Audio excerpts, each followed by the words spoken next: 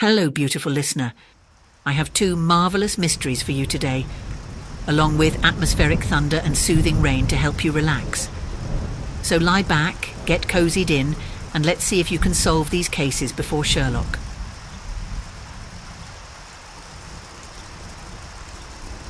The Man with the Watches by Sir Arthur Conan Doyle. There are many who will still bear in mind the singular circumstances which, under the heading of the Rugby Mystery, filled many columns of the daily press in the spring of the year 1892. Coming as it did at a period of exceptional dullness, it attracted perhaps rather more attention than it deserved, but it offered to the public that mixture of the whimsical and the tragic which is most stimulating to the popular imagination.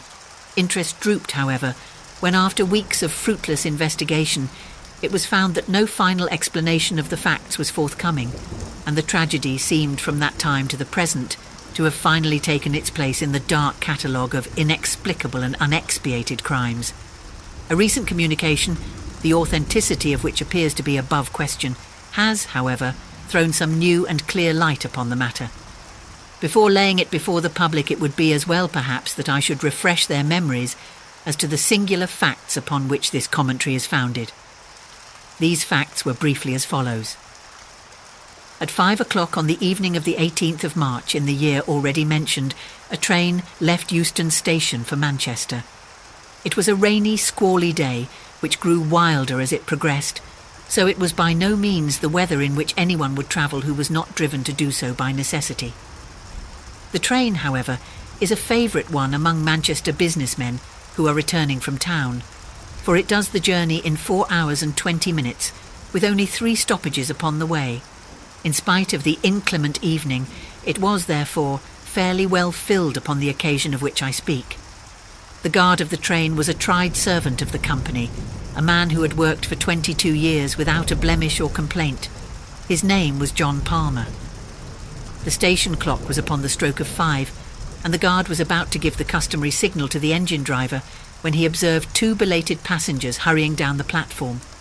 The one was an exceptionally tall man, dressed in a long black overcoat with astrakhan collar and cuffs.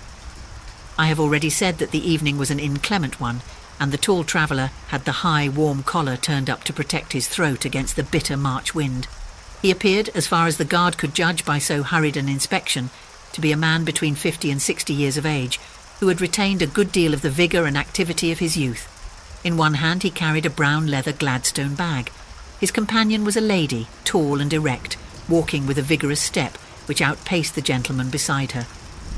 She wore a long, fawn-coloured dust cloak, a black, close-fitting toque, and a dark veil which concealed the greater part of her face. The two might very well have passed as father and daughter. They walked swiftly down the line of carriages, glancing in at the windows until the guard, John Palmer, overtook them. "Now then, sir, look sharp, the train is going," said he. "First class," the man answered. The guard turned the handle of the nearest door. In the carriage, which he had opened, there sat a small man with a cigar in his mouth. His appearance seems to have impressed itself upon the guard's memory, for he was prepared afterwards to describe or to identify him. He was a man of 34 or 35 years of age, dressed in some grey material, sharp-nosed, alert, with a ruddy, weather-beaten face and a small, closely cropped black beard. He glanced up as the door was opened. The tall man paused with his foot upon the step. "This is a smoking compartment. The lady dislikes smoke," said he, looking round at the guard. "All right, here you are, sir," said John Palmer. He slammed the door of the smoking carriage, opened that of the next one, which was empty, and thrust the 2 travellers in. At the same moment he sounded his whistle, and the wheels of the train began to move. The man with the cigar was at the window of his carriage and said something to the guard as he rolled past him, but the words were lost in the bustle of the departure. Palmer stepped into the guard's van as it came up to him and thought no more of the incident. 12 minutes after its departure, the train reached Willesden Junction, where it stopped for a very short interval. An examination of the tickets has made it certain that no one either joined or left it at this time, and no passenger was seen to alight upon the platform. At 5:14, the journey to Manchester was resumed, and Rugby was reached at 6:50, the express being 5 minutes late. At Rugby, the attention of the station officials was drawn to the fact that the door of one of the first-class carriages was open. An examination of that compartment and of its neighbour disclosed a remarkable state of affairs.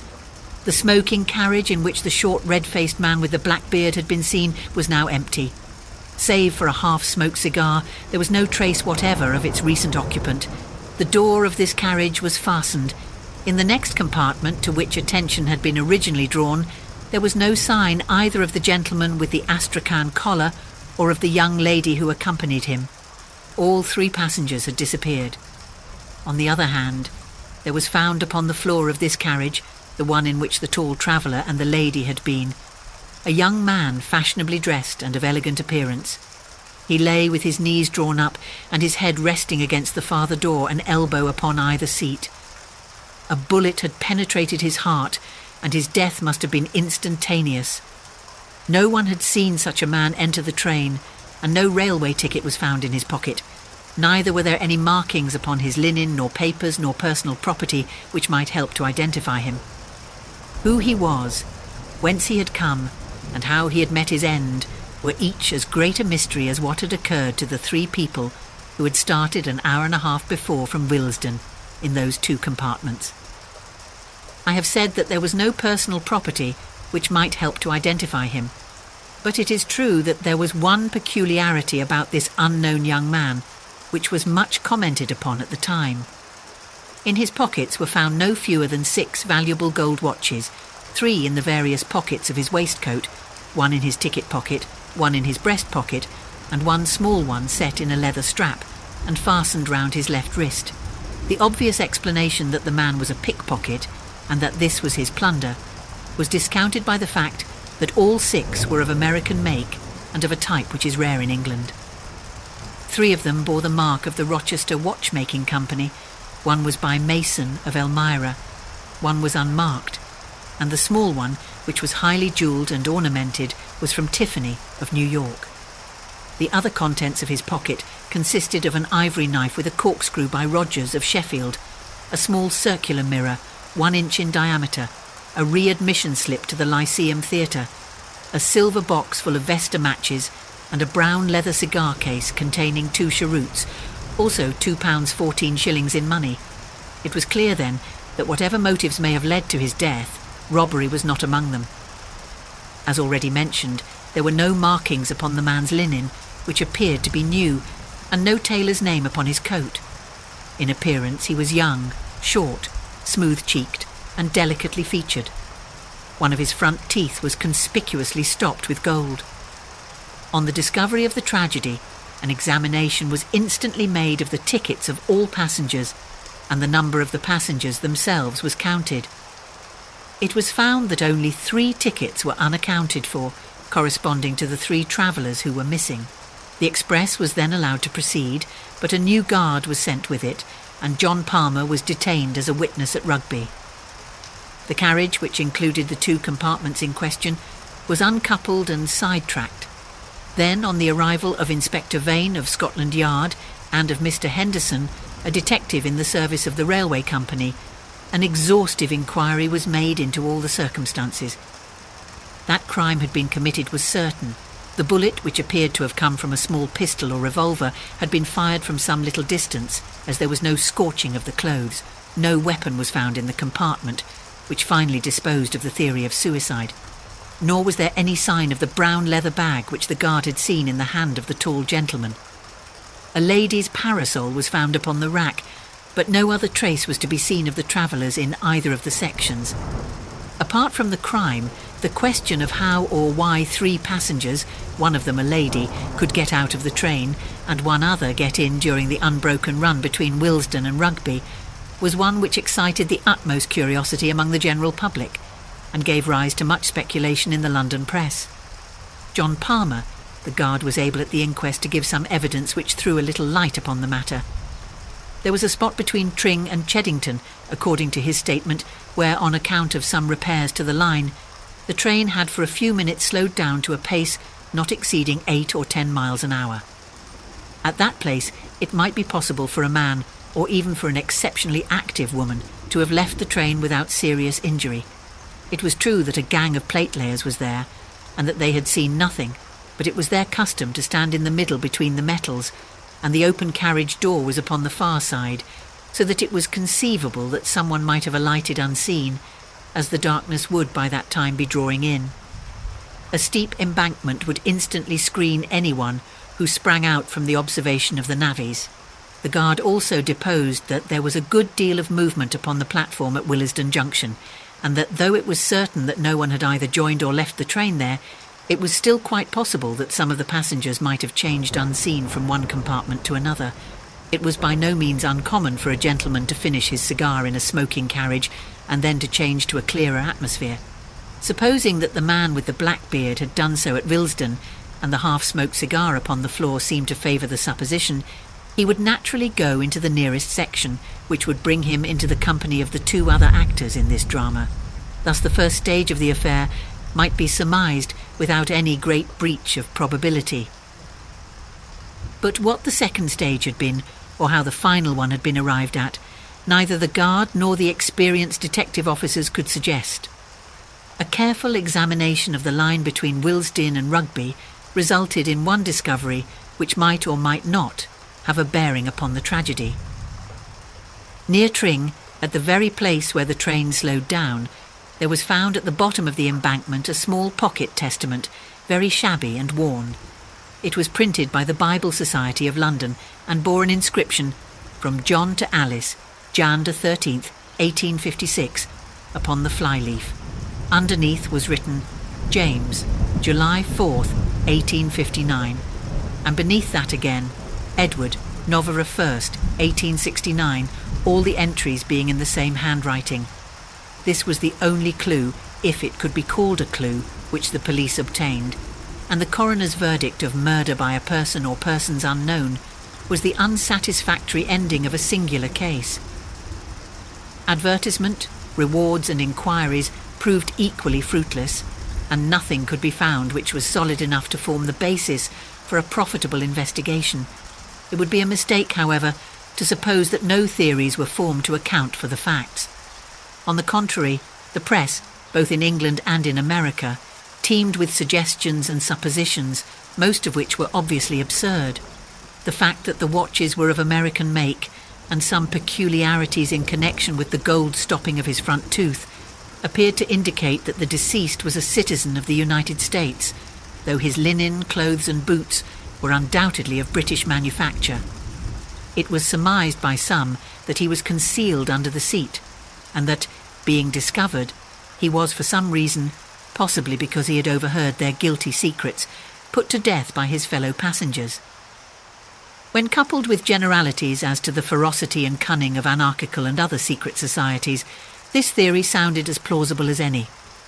The fact that he should be without a ticket would be consistent with the idea of concealment, and it was well known that women played a prominent part in the nihilistic propaganda. On the other hand, it was clear from the guard's statement that the man must have been hidden there before the others arrived, and how unlikely the coincidence that conspirators should stray exactly into the very compartment in which a spy was already concealed. Besides, this explanation ignored the man in the smoking carriage and gave no reason at all for his simultaneous disappearance. The police had little difficulty in showing that such a theory would not cover the facts, but they were unprepared in the absence of evidence to advance any alternative explanation. There was a letter in the Daily Gazette over the signature of a well-known criminal investigator, which gave rise to considerable discussion at the time. He had formed a hypothesis which had at least ingenuity to recommend it, and I cannot do better than append it in his own words. "Whatever may be the truth," said he, "it must depend upon some bizarre and rare combination of events, so we need have no hesitation in postulating such events in our explanation. In the absence of data, we must abandon the analytic or scientific method of investigation and must approach it in the synthetic fashion. In a word, instead of taking known events and deducing from them what has occurred, we must build up a fanciful explanation, if it will only be consistent with known events. We can then test this explanation by any fresh facts which may arise. If they all fit into their places, the probability is that we are upon the right track, and with each fresh fact, this probability increases in a geometrical progression until the evidence becomes final and convincing. Now, there is one most remarkable and suggestive fact which has not met with the attention which it deserves. There is a local train running through Harrow and King's Langley, which is timed in such a way that the express must have overtaken it at or about the period when it eased down its speed to 8 miles an hour on account of the repairs of the line. The two trains would at that time be travelling in the same direction at a similar rate of speed and upon parallel lines. It is within everyone's experience how, under such circumstances, the occupant of each carriage can see very plainly the passengers in the other carriages opposite to him. The lamps of the express had been lit at Willesden, so that each compartment was brightly illuminated and most visible to an observer from outside. Now, the sequence of events as I reconstruct them would be after this fashion. This young man with the abnormal number of watches was alone in the carriage of the slow train. His ticket, with his papers and gloves and other things, was, we will suppose, on the seat beside him. He was probably an American, and also probably a man of weak intellect. The excessive wearing of jewellery is an early symptom in some forms of mania. As he sat watching the carriages of the express, which were, on account of the state of the line, going at the same pace as himself, he suddenly saw some people in it whom he knew. We will suppose, for the sake of our theory, that these people were a woman whom he loved and a man whom he hated, and who in return hated him. The young man was excitable and impulsive. He opened the door of his carriage, stepped from the footboard of the local train to the footboard of the express, opened the other door, and made his way into the presence of these two people. The feat, on the supposition that the trains were going at the same pace, is by no means so perilous as it might appear. Having now got our young man without his ticket into the carriage in which the elder man and the young woman are travelling, it is not difficult to imagine that a violent scene ensued. It is possible that the pair were also Americans, which is the more probable as the man carried a weapon, an unusual thing in England. If our supposition of incipient mania is correct, the young man is likely to have assaulted the other. As the upshot of the quarrel, the elder man shot the intruder and then made his escape from the carriage, taking the young lady with him. We will suppose that all this happened very rapidly, and that the train was still going at so slow a pace that it was not difficult for them to leave it. A woman might leave a train going at 8 miles an hour. As a matter of fact, we know that this woman did do so. And now we have to fit in the man in the smoking carriage. Presuming that we have, up to this point, reconstructed the tragedy correctly, we shall find nothing in this other man to cause us to reconsider our conclusions. According to my theory, this man saw the young fellow cross from one train to the other, saw him open the door, heard the pistol shot, saw the two fugitives spring out onto the line, realised that murder had been done, and sprang out himself in pursuit. Why he has never been heard of since, whether he met his own death in the pursuit, or whether, as is more likely, he was made to realise that it was not a case for his interference, is a detail which we have at present no means of explaining. I acknowledge that there are some difficulties in the way. At first sight it might seem improbable that at such a moment a murderer would burden himself in his flight with a brown leather bag. My answer is that he was well aware that if the bag were found, his identity would be established. It was absolutely necessary for him to take it with him. My theory stands or falls upon one point, and I call upon the railway company to make strict inquiry as to whether a ticket was found unclaimed in the local train through Harrow and King's Langley upon the 18th of March. If such a ticket were found, my case is proved. If not, my theory may still be the correct one, for it is conceivable either that he travelled without a ticket, or that his ticket was lost. To this elaborate and plausible hypothesis, the answer of the police and of the company was, first, that no such ticket was found, secondly, that the slow train would never run parallel to the express, and thirdly, that the local train had been stationary in King's Langley station when the express, going at 50 miles an hour, had flashed past it. So perished the only satisfying explanation, and 5 years have elapsed without supplying a new one. Now at last there comes a statement which covers all the facts, and which must be regarded as authentic. It took the shape of a letter dated from New York, and addressed to the same criminal investigator whose theory I have quoted. It is given here in extenso, with the exception of the 2 opening paragraphs, which are personal in their nature. You'll excuse me if I'm not very free with names. There's less reason now than there was 5 years ago when Mother was still living. But for all that, I had rather cover up our tracks all I can. But I owe you an explanation, for if your idea of it was wrong, it was a mighty ingenious one all the same. I'll have to go back a little so as you may understand all about it.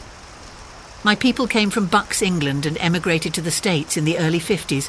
They settled in Rochester, in the state of New York, where my father ran a large dry goods store.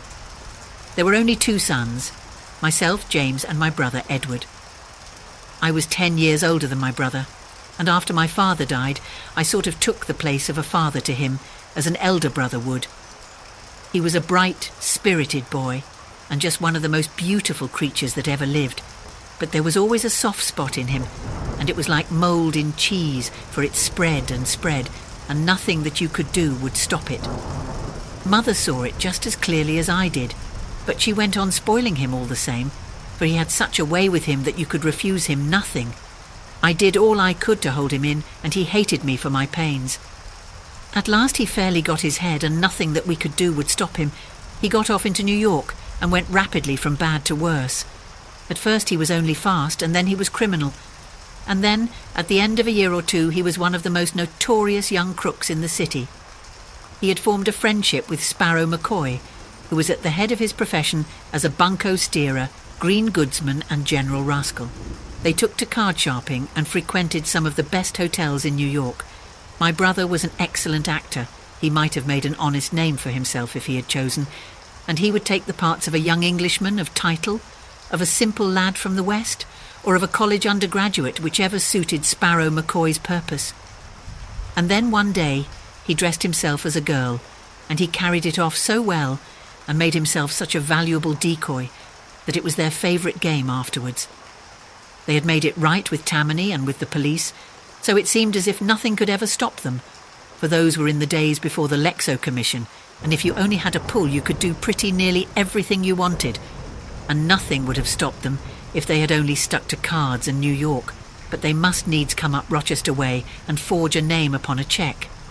It was my brother that did it, though everyone knew that it was under the influence of Sparrow McCoy. I bought up that cheque, and a pretty sum it cost me. Then I went to my brother, laid it before him on the table, and swore to him that I would prosecute if he did not clear out of the country. At first he simply laughed. I could not prosecute, he said, without breaking our mother's heart. And he knew that I would not do that.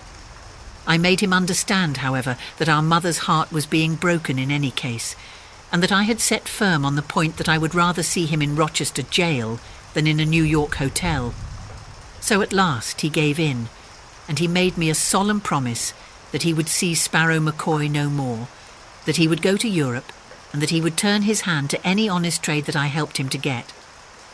I took him down right away to an old family friend, Joe Wilson, who is an exporter of American watches and clocks, and I got him to give Edward an agency in London, with a small salary and a 15% commission on all business. His manner and appearance were so good that he won the old man over at once, and within a week he was sent off to London with a case full of samples. It seemed to me that this business of the cheque had really given my brother a fright, and that there was some chance of his settling down into an honest line of life. My mother had spoken with him, and what she said had touched him, for she had always been the best of mothers to him, and he had been the great sorrow of her life.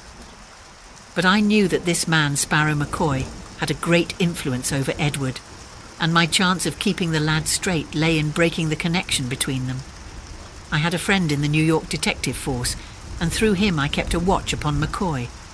When, within a fortnight of my brother's sailing, I heard that McCoy had taken a berth in the Etruria, I was as certain as if he had told me that he was going over to England for the purpose of coaxing Edward back again into the ways that he had left. In an instant I had resolved to go also, and to pit my influence against McCoy's. I knew it was a losing fight, but I thought, and my mother thought, that it was my duty. We passed the last night together in prayer for my success, and she gave me her own testament that my father had given her on the day of their marriage in the old country, so that I might always wear it next my heart. I was a fellow traveller on the steamship with Sparrow McCoy, and at least I had the satisfaction of spoiling his little game for the voyage. The very first night I went into the smoking room and found him at the head of a card table, with a half a dozen young fellows who were carrying their full purses and their empty skulls over to Europe. He was settling down for his harvest, and a rich one it would have been, but I soon changed all that. "Gentlemen," said I, "are you aware whom you're playing with?" "What's that to you? You mind your own business," said he with an oath. "Who is it anyway?" asked one of the dudes. "He's Sparrow McCoy, the most notorious card sharper in the States." Up he jumped with a bottle in his hand, but he remembered that he was under the flag of the effete old country where law and order run and Tammany has no pull. Jail and the gallows wait for violence and murder, and there's no slipping out by the back door on board an ocean liner. "Prove your words, you," said he. "I will," said I. "If you will turn up your right shirt sleeve to the shoulder, I will either prove my words or I will eat them." He turned white and said not a word. You see, I knew something of his ways, and I was aware of that part of the mechanism which he and all such sharpers use consists of an elastic down the arm with a clip just above the wrist. It is by means of this clip that they withdraw from their hands the cards which they do not want, while they substitute other cards from another hiding place. I reckoned on it being there, and it was. He cursed me, slunk out of the saloon, and was hardly seen again during the voyage. For once, at any rate, I got level with Mr. Sparrow McCoy. But he soon had his revenge upon me, for when it came to influencing my brother, he outweighed me every time. Edward had kept himself straight in London for the first few weeks and had done some business with his American watches, until this villain came across his path once more. I did my best, but the best was little enough. The next thing I heard, there had been a scandal at one of the Northumberland Avenue hotels. A traveller had been fleeced of a large sum by 2 Confederate card sharpers, and the matter was in the hands of Scotland Yard. The first I learned of it was in the evening paper, and I was at once certain that my brother and McCoy were back at their old games. I hurried at once to Edward's lodgings. They told me that he and a tall gentleman, whom I recognised as McCoy, had gone off together, and that he had left the lodgings and taken his things with him. The landlady had heard them give several directions to the cabman, ending with Euston Station, and she had accidentally overheard the tall gentleman saying something about Manchester. She believed that that was their destination. A glance at the timetable showed me that the most likely train was at 5, though there was another at 4:35 which they might have caught. I had only time to get the later one, but found no sign of them either at the depot or in the train. They must have gone on by the earlier one, so I determined to follow them to Manchester and search for them in the hotels there. One last appeal to my brother by all that he owed to my mother might even now be the salvation of him. My nerves were overstrung, and I lit a cigar to steady them. At that moment, just as the train was moving off, the door of my compartment was flung open, and there were McCoy and my brother on the platform. They were both disguised, and with good reason, for they knew that the London police were after them. McCoy had a great astrakhan collar drawn up, so that only his eyes and nose were showing. My brother was dressed like a woman, with a black veil half down his face, but of course it did not deceive me for an instant, nor would it have done so even if I had not known that he had often used such a dress before. I started up, and as I did so, McCoy recognised me. He said something, the conductor slammed the door, and they were shown into the next compartment. I tried to stop the train so as to follow them, but the wheels were already moving, and it was too late. When we stopped at Willesden, I instantly changed my carriage. It appears that I was not seen to do so, which is not surprising, as the station was crowded with people. McCoy, of course, was expecting me, and he had spent the time between Euston and Willesden in saying all he could to harden my brother's heart and set him against me. That is what I fancy, for I had never found him so impossible to soften or to move. I tried this way and I tried that. I pictured his future in an English jail. I described the sorrow of his mother when I came back with the news. I said everything to touch his heart, but all to no purpose. He sat there with a fixed sneer upon his handsome face, while every now and then Sparrow McCoy would throw in a taunt at me, or some word of encouragement to hold my brother to his resolutions. "Why don't you run a Sunday school?" he would say to me, and then in the same breath, "He thinks you have no will of your own. He thinks you are just the baby brother, and that he can lead you where he likes. He's only just finding out that you are a man as well as he." It was those words of his which set me talking bitterly. We had left Willesden, you understand, for all this took some time. My temper got the better of me, and for the first time in my life, I let my brother see the rough side of me. Perhaps it would have been better had I done so earlier and more often. "A man," said I. "Well, I'm glad to have your friend's assurance of it, for no one would suspect it to see you like a boarding school missy. I don't suppose in all this country there is a more contemptible-looking creature than you are as you sit there with that dolly pinafore upon you." He coloured up at that, for he was a vain man, and he winced from ridicule. "It's only a dust cloak," said he, and he slipped it off. "One has to throw the coppers off one's scent, and I had no other way to do it." He took his toque off with the veil attached, and he put both it and the cloak into his brown bag. "Anyway, I don't need to wear it until the conductor comes round," said he. "Nor then either," said I, and taking the bag I slung it with all my force out of the window. "Now," said I, "you'll never make a Mary Jane of yourself while I can help it.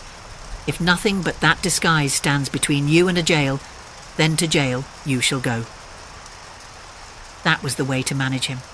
I felt my advantage at once. His supple nature was one which yielded to roughness far more readily than to entreaty.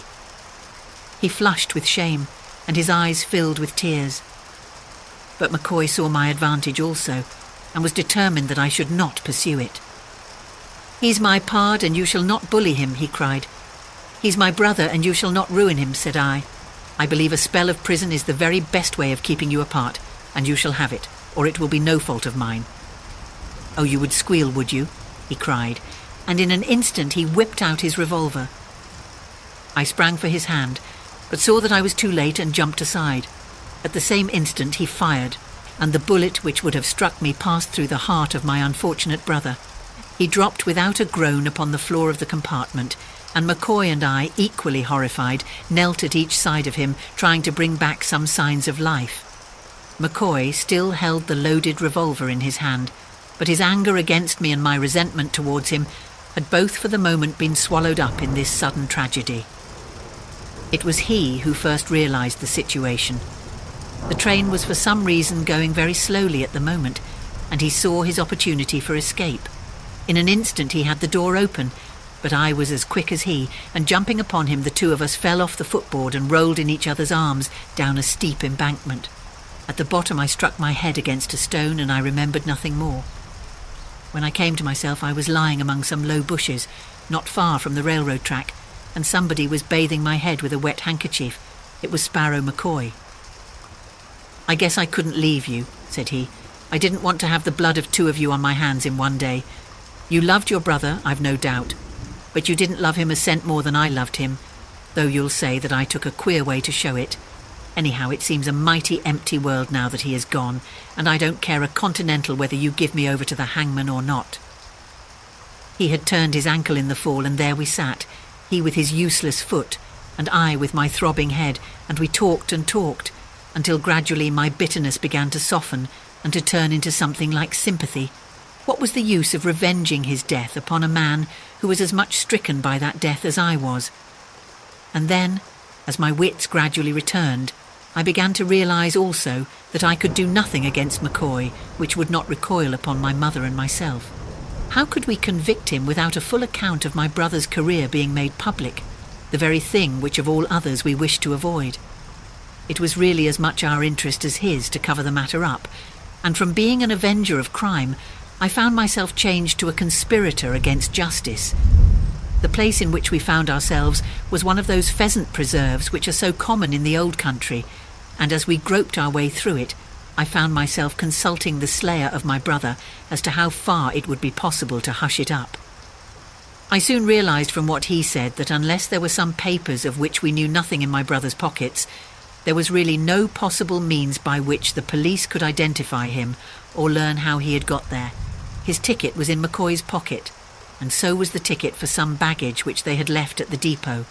Like most Americans, he had found it cheaper and easier to buy an outfit in London than to bring one from New York, so that all his linen and clothes were new and unmarked.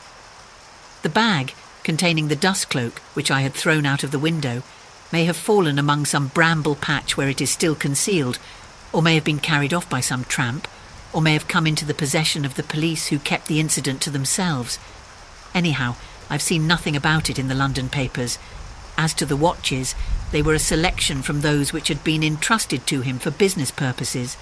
It may have been for the same business purposes that he was taking them to Manchester, but, well, it's too late to enter into that. I don't blame the police for being at fault. I don't see how it could have been otherwise. There was just one little clue that they might have followed up, but it was a small one. I mean that small, circular mirror which was found in my brother's pocket. It isn't a very common thing for a young man to carry about with him, is it? But a gambler might have told you what such a mirror may mean to a card sharper. If you sit back a little from the table and lay the mirror face upwards upon your lap, you can see as you deal every card that you give to your adversary. It is not hard to say whether you see a man or raise him when you know his cards as well as your own. It was as much a part of a sharper's outfit as the elastic clip upon Sparrow McCoy's arm. Taking that, in connection with the recent frauds at the hotels, the police might have got hold of one end of the string.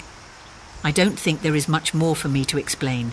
We got to a village called Amersham that night in the character of two gentlemen upon a walking tour, and afterwards we made our way quietly to London, whence McCoy went on to Cairo and I returned to New York. My mother died 6 months afterwards, and I am glad to say that to the day of her death she never knew what happened. She was always under the delusion that Edward was earning an honest living in London, and I never had the heart to tell her the truth.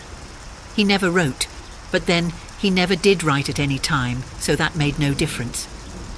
His name was the last upon her lips. There's just one other thing that I have to ask you, sir, and I should take it as a kind return for all this explanation if you could do it for me. You remember that testament that was picked up? I always carried it in my inside pocket, and it must have come out in my fall. I value it very highly, for it was the family book with my birth and my brothers marked by my father in the beginning of it. I wish you would apply at the proper place and have it sent to me. It can be of no possible value to anyone else. If you address it to X Bassano's Library, Broadway, New York, it is sure to come to hand.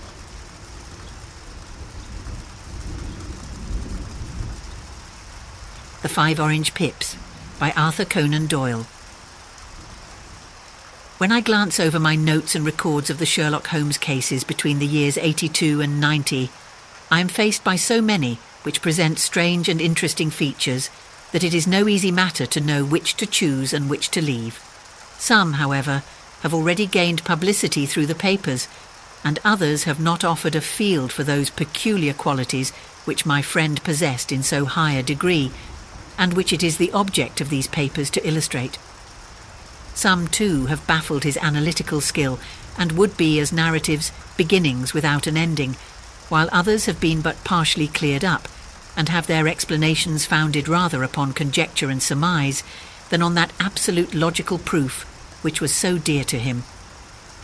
There is, however, one of these last which was so remarkable in its details and so startling in its results that I am tempted to give some account of it, in spite of the fact that there are points in connection with it which never have been, and probably never will be, entirely cleared up. The year 87 furnished us with a long series of cases of greater or less interest, of which I retain the records.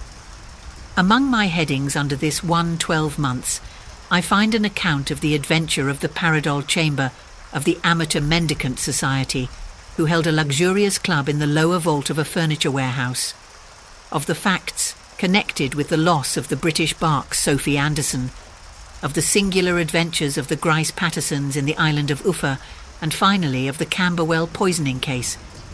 In the latter, as may be remembered, Sherlock Holmes was able, by winding up the dead man's watch, to prove that it had been wound up 2 hours before, and that therefore the deceased had gone to bed within that time, a deduction which was of the greatest importance in clearing up the case. All these I may sketch out at some future date, but none of them present such singular features as the strange train of circumstances which I have now taken up my pen to describe. It was in the latter days of September, and the equinoctial gales had set in with exceptional violence. All day the wind had screamed and the rain had beaten against the windows, so that even here in the heart of great handmade London We were forced to raise our minds for the instant from the routine of life and to recognize the presence of those great elemental forces which shriek at mankind through the bars of his civilization like untamed beasts in a cage. As evening drew in, the storm grew higher and louder, and the wind cried and sobbed like a child in the chimney. Sherlock Holmes sat moodily at one side of the fireplace, cross-indexing his records of crime, while I at the other was deep in one of Clark Russell's fine sea stories until the howl of the gale from without seemed to blend with the text, and the splash of the rain to lengthen out into the long swash of the sea waves.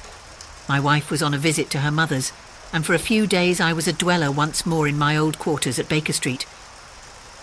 "Why," said I, glancing up at my companion, "that was surely the bell. Who could come tonight? Some friend of yours, perhaps?" "Except yourself, I have none," he answered. "I do not encourage visitors." "A client, then?" "If so, it is a serious case. Nothing less would bring a man out on such a day and at such an hour. But I take it that it is more likely to be some crony of the landlady's." Sherlock Holmes was wrong in his conjecture, however, for there came a step in the passage and a tapping at the door. He stretched out his long arm to turn the lamp away from himself and towards the vacant chair upon which a newcomer must sit. "Come in," said he. The man who entered was young, some 22 at the outside, well-groomed and trimly clad, with something of refinement and delicacy in his bearing. The streaming umbrella which he held in his hand and his long shining waterproof told of the fierce weather through which he had come. He looked about him anxiously in the glare of the lamp, and I could see that his face was pale and his eyes heavy, like those of a man who is weighed down with some great anxiety. "I owe you an apology," he said, raising his golden pince-nez to his eyes. "I trust that I am not intruding. I fear that I have brought some traces of the storm and rain into your snug chamber." "Give me your coat and umbrella," said Holmes. "They may rest here on the hook and will be dry presently. You have come up from the southwest, I see." "Yes, from Horsham." "That clay and chalk mixture which I see upon your toe caps is quite distinctive." "I have come for advice." "That is easily got." "And help." "That is not always so easy." "I have heard of you, Mr. Holmes. I heard from Major Prendergast how you saved him in the Tankerville Club scandal." "Ah, of course. He was wrongfully accused of cheating at cards." "He said that you could solve anything." "He said too much." "That you are never beaten." "I have been beaten 4 times, 3 times by men and once by a woman." "But what is that compared with the number of your successes?" "It is true that I have been generally successful." "Then you may be so with me." "I beg that you will draw your chair up to the fire and favour me with some details as to your case." "It is no ordinary one." "None of those which come to me are. I am the last court of appeal." "And yet I question, sir, whether, in all your experience, you have ever listened to a more mysterious and inexplicable chain of events than those which have happened in my own family." "You fill me with interest," said Holmes. "Pray give us the essential facts from the commencement, and I can afterwards question you as to those details which seem to me to be most important." The young man pulled his chair up and pushed his wet feet out towards the blaze. "My name," said he, "is John Openshaw, but my own affairs have, as far as I can understand, little to do with this awful business. It is a hereditary matter, so in order to give you an idea of the facts, I must go back to the commencement of the affair. You must know that my grandfather had 2 sons, my uncle Elias and my father Joseph. My father had a small factory at Coventry, which he enlarged at the time of the invention of bicycling. He was a patentee of the Openshaw unbreakable tyre, and his business met with such success that he was able to sell it and to retire upon a handsome competence. My uncle Elias emigrated to America when he was a young man and became a planter in Florida, where he was reported to have done very well. At the time of the war, he fought in Jackson's army, and afterwards under Hood, where he rose to be a colonel. When Lee laid down his arms, my uncle returned to his plantation, where he remained for 3 or 4 years. About 1869 or 1870, he came back to Europe and took a small estate in Sussex near Horsham.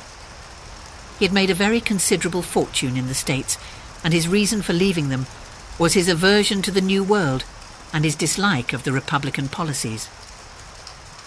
He was a singular man, fierce and quick-tempered, very foul-mouthed when he was angry, and of a most retiring disposition. During all the years that he lived at Horsham, I doubt if ever he set foot in the town. He had a garden and 2 or 3 fields round his house, and there he would take his exercise, though very often for weeks on end he would never leave his room. He drank a great deal of brandy and smoked very heavily, but he would see no society and did not want any friends, not even his own brother. He didn't mind me. In fact, he took a fancy to me, for at the time when he saw me first I was a youngster of 12 or so. This would be in the year 1878, after he had been 8 or 9 years in England. He begged my father to let me live with him, and he was very kind to me in his way. When he was sober, he used to be fond of playing backgammon and draughts with me, and he would make me his representative, both with the servants and with the tradespeople, so that by the time that I was 16, I was quite master of the house. I kept all the keys and could go where I liked and do what I liked, so long as I did not disturb him in his privacy. There was one singular exception, however, for he had a single room, a lumber room up among the attics, which was invariably locked, and which he would never permit either me or anyone else to enter. With a boy's curiosity, I have peeped through the keyhole, but I was never able to see more than such a collection of old trunks and bundles as would be expected in such a room.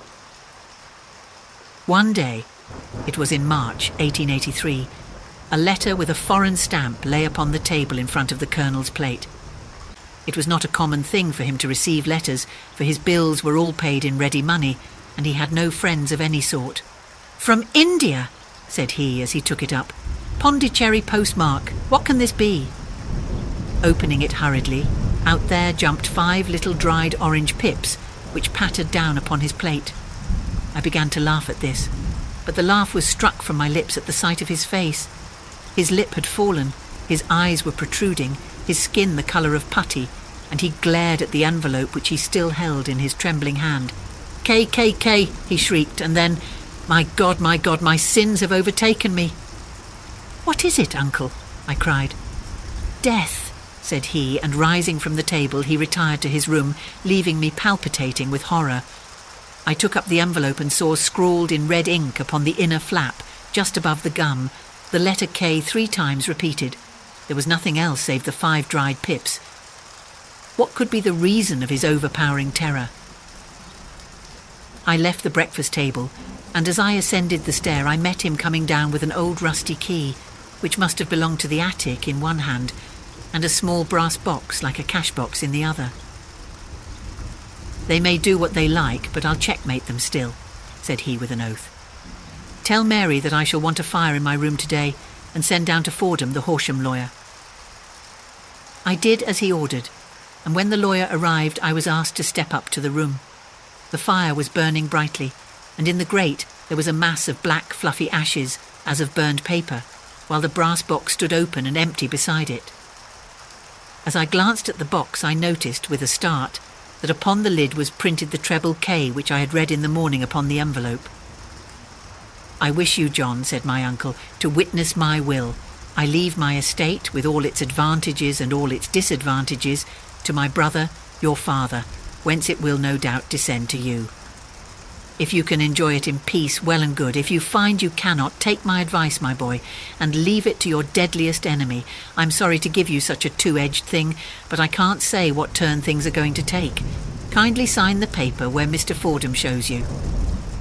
I signed the paper as directed, and the lawyer took it away with him. The singular incident made, as you may think, the deepest impression upon me, and I pondered over it and turned it every way in my mind without being able to make anything of it, yet I could not shake off the vague feeling of dread which it left behind, though the sensation grew less keen as the weeks passed and nothing happened to disturb the usual routine of our lives. I could see a change in my uncle, however. He drank more than ever, and he was less inclined for any sort of society.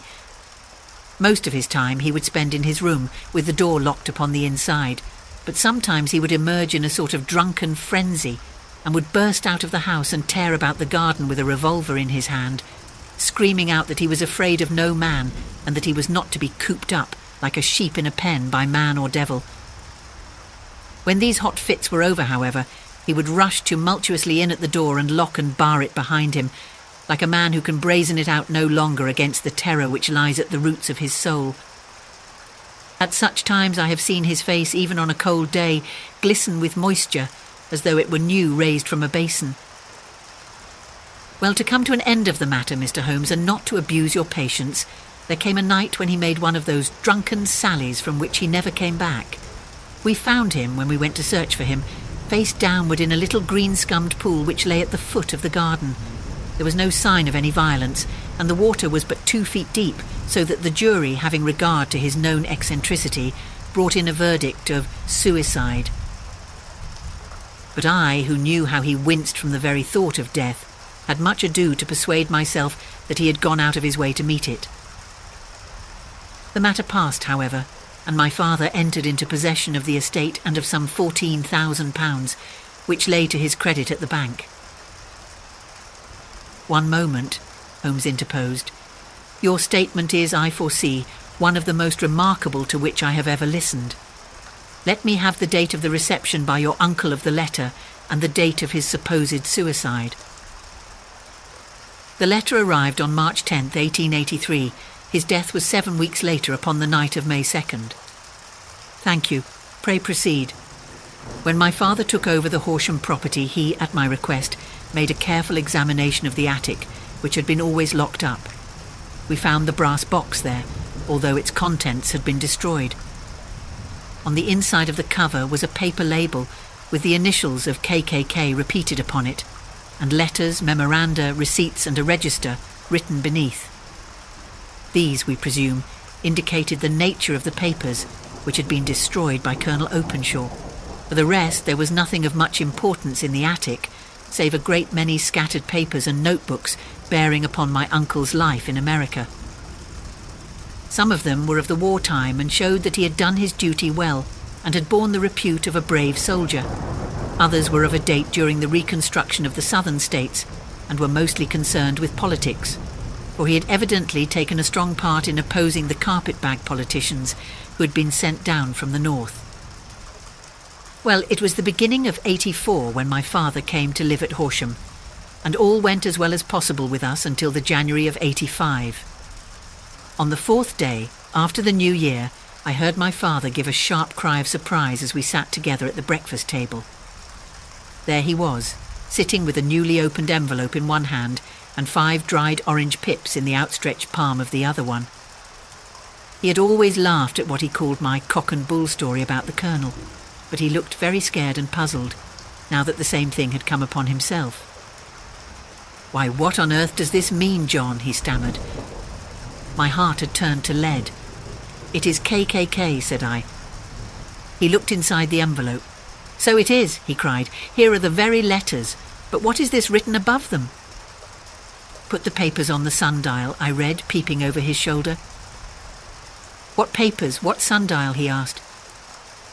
"The sundial in the garden. There is no other," said I. "But the papers must be those that are destroyed." "No," said he, gripping hard at his courage. "We're in a civilized land here, and we can't have tomfoolery of this kind. Where does the thing come from?" "From Dundee," I answered, glancing at the postmark. "Some preposterous practical joke," said he. "What have I to do with sundials and papers? I shall take no notice of such nonsense." "I should certainly speak to the police," I said. "And be laughed at for my pains? Nothing of the sort." "Then let me do so." "No, I forbid you. I won't have a fuss made about such nonsense." It was in vain to argue with him, for he was a very obstinate man. I went about, however, with a heart which was full of forebodings. On the 3rd day after the coming of the letter, my father went from home to visit an old friend of his, Major Freebody, who is in command of one of the forts upon Portsdown Hill. I was glad that he should go, for it seemed to me that he was farther from danger when he was away from home. In that, however, I was in error. Upon the second day of his absence, I received a telegram from the Major imploring me to come at once. My father had fallen over one of the deep chalk pits which abound in the neighbourhood and was lying senseless with a shattered skull. I hurried to him, but he passed away without having ever recovered his consciousness. He had, as it appears, been returning from Fareham in the twilight, and as the country was unknown to him and the chalk pit unfenced, the jury had no hesitation in bringing in a verdict of death from accidental causes. Carefully as I examined every fact connected with his death, I was unable to find anything which could suggest the idea of murder. There were no signs of violence, no footmarks, no robbery, no record of strangers having been seen upon the roads, and yet I need not tell you that my mind was far from at ease, and that I was well nigh certain that some foul plot had been woven round him. In this sinister way I came into my inheritance. You will ask me why I did not dispose of it. I answer, because I was well convinced that our troubles were in some way dependent upon an incident in my uncle's life, and that the danger would be as pressing in one house as in another. It was in January 85 that my poor father met his end, and 2 years and 8 months have elapsed since then. During that time I have lived happily at Horsham, and I had begun to hope that this curse had passed away from the family and that it had ended with the last generation. I had begun to take comfort too soon, however. Yesterday morning the blow fell in the very shape in which it had come upon my father. The young man took from his waistcoat a crumpled envelope, and turning to the table, he shook out upon it 5 little dried orange pips. "This is the envelope," he continued. "The postmark is London, Eastern Division. Within are the very words which were upon my father's last message, KKK, and then put the papers on the sundial." "What have you done?" asked Holmes. "Nothing." "Nothing?" "To tell the truth," he sank his face into his thin white hands, "I have felt helpless. I have felt like one of those poor rabbits when the snake is writhing towards it. I seem to be in the grasp of some resistless, inexorable evil which no foresight and no precautions can guard against." "Tut, tut," cried Sherlock Holmes. "You must act, man, or you are lost. Nothing but energy can save you. This is no time for despair. I have seen the police, but they listened to my story with a smile. I am convinced that the inspector has formed the opinion that the letters are all practical jokes, and that the deaths of my relations were really accidents, as the jury stated, and were not to be connected with the warnings." Holmes shook his clenched hands in the air. "Incredible imbecility," he cried. "They have, however, allowed me a policeman who may remain in the house with me." "Has he come with you tonight?" "No. His orders were to stay in the house." Again, Holmes raved in the air. "Why did you come to me?" he cried. "And above all, why did you not come at once?" "I did not know. It was only today that I spoke to Major Prendergast about my troubles and was advised by him to come to you." "It is really 2 days since you had the letter. We should have acted before this. You have no further evidence, I suppose, than that which you have placed before us. No suggestive detail which might help us." "There is one thing," said John Openshaw. He rummaged in his coat pocket, and drawing out a piece of discoloured blue-tinted paper, he laid it out upon the table. "I have some remembrance," said he, "that on the day when my uncle burned the papers, I observed that the small unburned margins which lay amid the ashes were of this particular colour. I found this single sheet upon the floor of his room, and I am inclined to think that it may be one of the papers which has perhaps fluttered out from among the others, and in that way has escaped destruction. Beyond the mention of pips, I do not see that it helps us much. I think myself that it is a page from some private diary. The writing is undoubtedly my uncle's." Holmes moved the lamp, and we both bent over the sheet of paper, which showed by its ragged edge that it had indeed been torn from a book. It was headed March 1869, and beneath were the following enigmatical notices. 4th Hudson came, same old platform. 7th set the pips on Macaulay Paramore and John Swain of St. Augustine. 9th Macaulay cleared. 10th, John Swain cleared. 12th, visited Paramore, all well. Thank you, said Holmes, folding up the paper and returning it to our visitor. And now you must on no account lose another instant. We cannot spare time even to discuss what you have told me. You must get home instantly and act. What shall I do? There is but one thing to do. It must be done at once. You must put this piece of paper which you have shown us into the brass box which you have described. You must also put in a note to say that all the other papers were burned by your uncle, and that this is the only one which remains. You must assert that in such words as will carry conviction with them. Having done this, you must at once put the box out upon the sundial as directed. Do you understand? Entirely. Do not think of revenge or anything of the sort at present. I think that we may gain that by means of the law, but we have our web to weave while theirs is already woven. The first consideration is to remove the pressing danger which threatens you. The second is to clear up the mystery and to punish the guilty parties.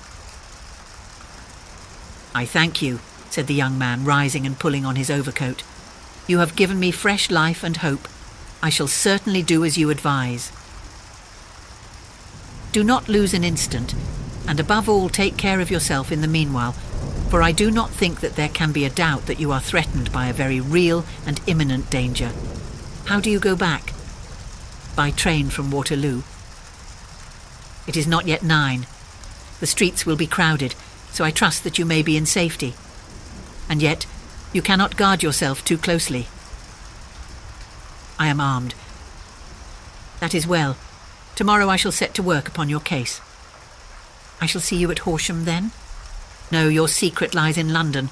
It is there that I shall seek it. Then I shall call upon you in a day or in 2 days with news as to the box and the papers. I shall take your advice in every particular. He shook hands with us and took his leave. Outside, the wind still screamed and the rain splashed and pattered against the windows. This strange wild story seemed to have come to us from amid the mad elements, blown in upon us like a sheet of seaweed in a gale, and now to have been reabsorbed by them once more.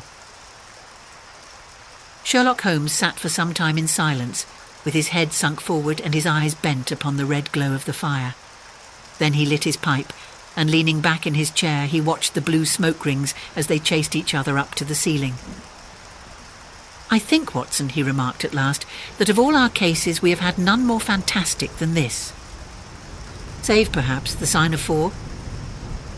Well, yes, save perhaps that. And yet this John Openshaw seems to me to be walking amid even greater perils than did the Sholtos.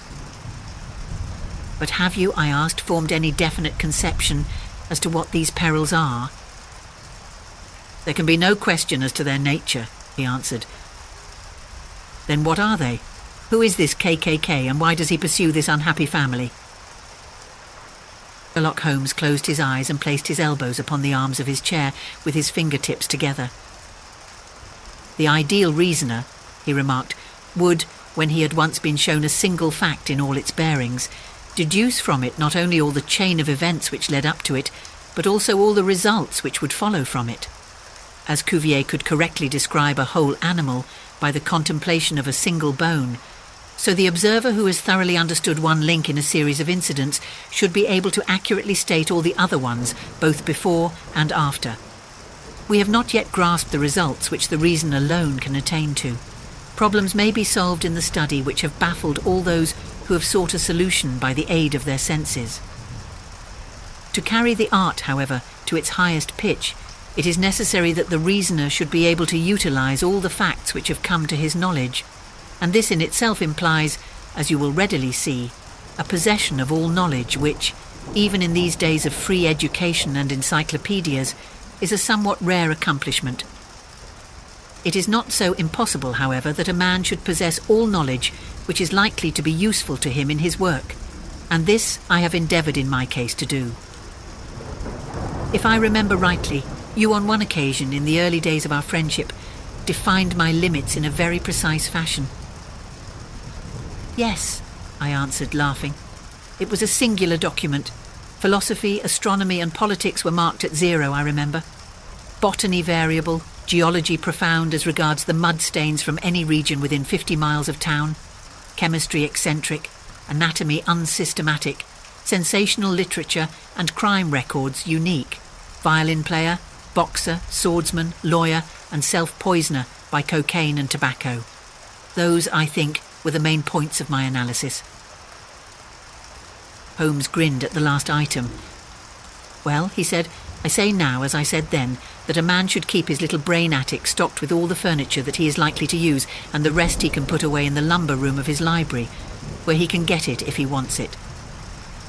Now, for such a case as the one which has been submitted to us tonight, we need certainly to muster all our resources. Kindly hand me down the letter K of the American Encyclopedia, which stands upon the shelf beside you. Thank you. Now let us consider the situation and see what may be deduced from it.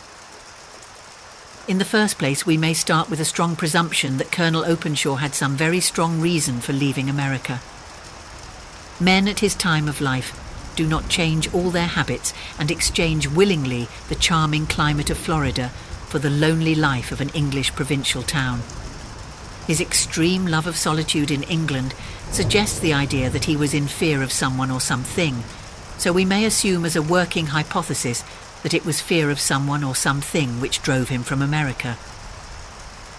As to what it was he feared, we can only deduce that by considering the formidable letters which were received by himself and his successors. Did you remark the postmarks of those letters? The first was from Pondicherry, the second from Dundee, and the third from London. From East London. What do you deduce from that? They are all seaports. Was the writer on board of a ship? Excellent. We have already a clue. There can be no doubt that the probability, the strong probability, is that the writer was on board of a ship.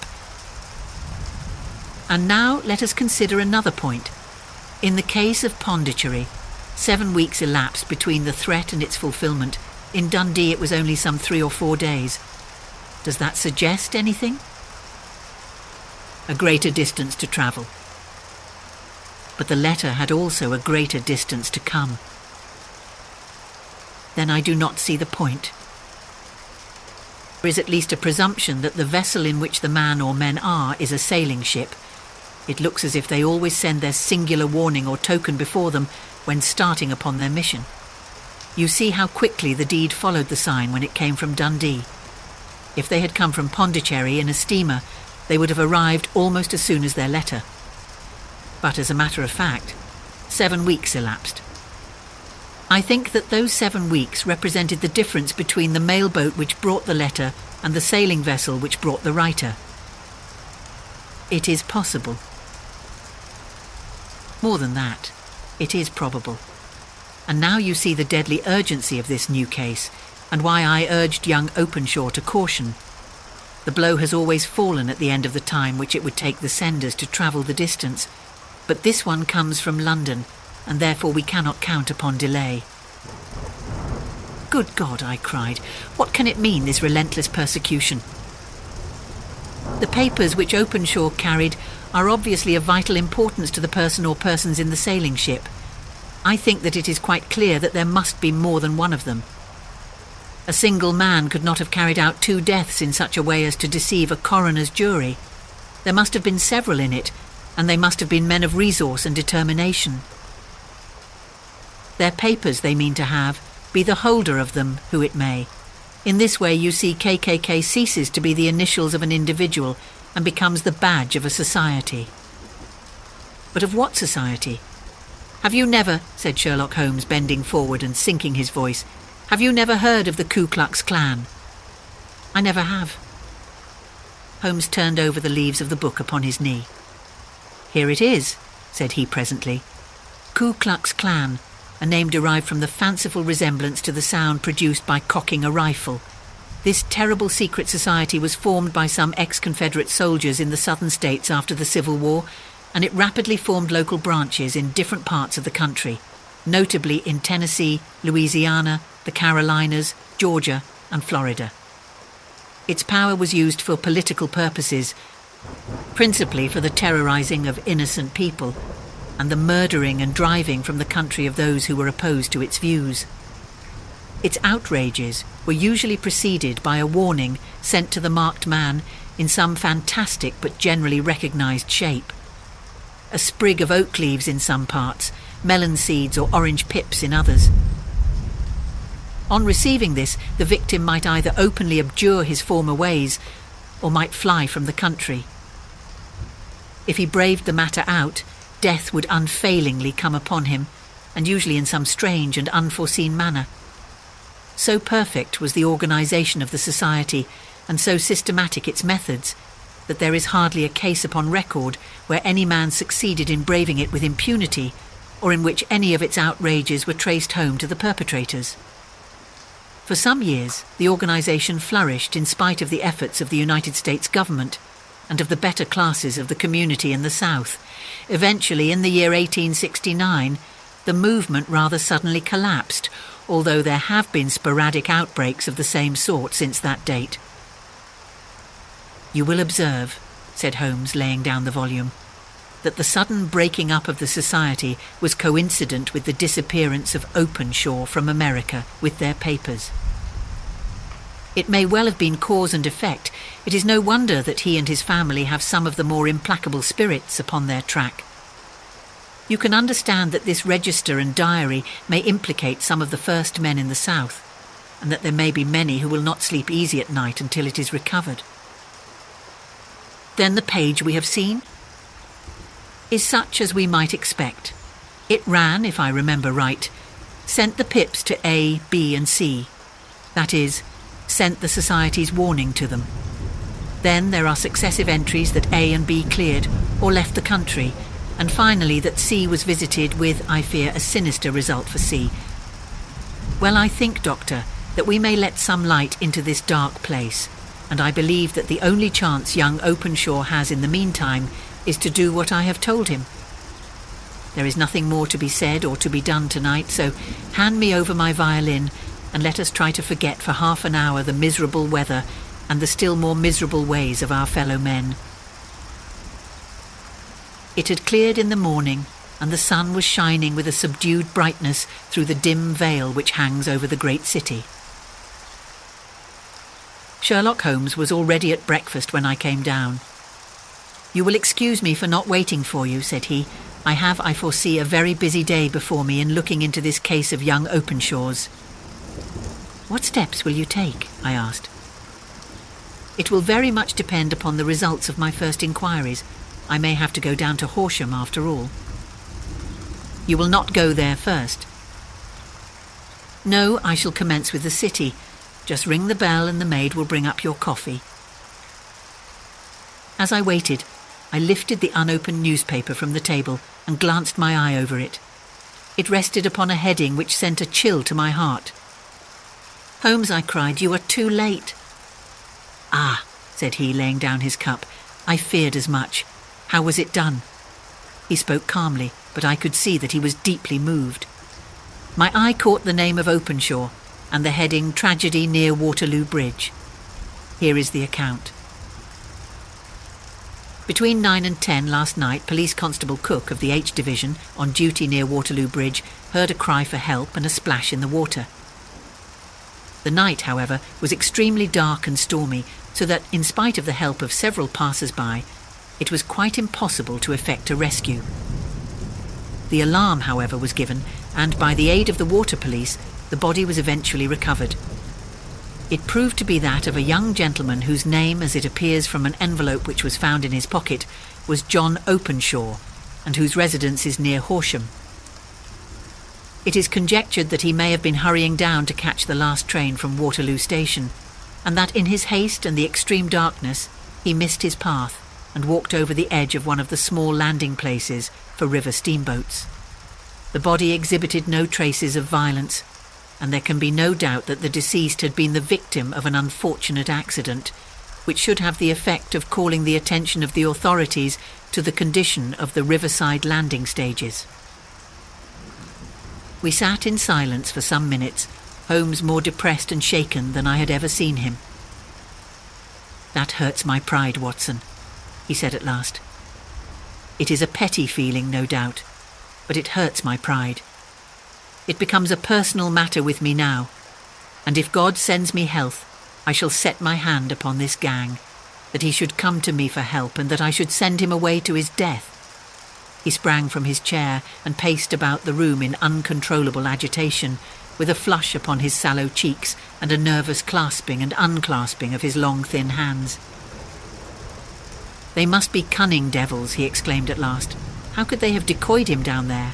The embankment is not on the direct line to the station. The bridge, no doubt, was too crowded, even on such a night, for their purpose." "Well, Watson, we shall see who will win in the long run. I'm going out now." "To the police?" "No, I shall be my own police. When I have spun the web, they may take the flies, but not before." All day I was engaged in my professional work, and it was late in the evening before I returned to Baker Street. Sherlock Holmes had not come back yet. It was nearly 10 o'clock before he entered, looking pale and worn. He walked up to the sideboard and, tearing a piece from the loaf, he devoured it voraciously, washing it down with a long draught of water. "You are hungry," I remarked.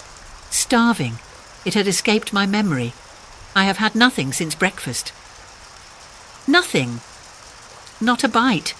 I had no time to think of it." "And how have you succeeded?" "Well." "You have a clue?" "I have them in the hollow of my hand. Young Openshaw shall not long remain unavenged. Why, Watson, let us put their own devilish trademark upon them. It is well thought of." "What do you mean?" He took an orange from the cupboard, and tearing it to pieces, he squeezed out the pips upon the table. Of these he took 5 and thrust them into an envelope. On the inside of the flap he wrote S.H. for J.O.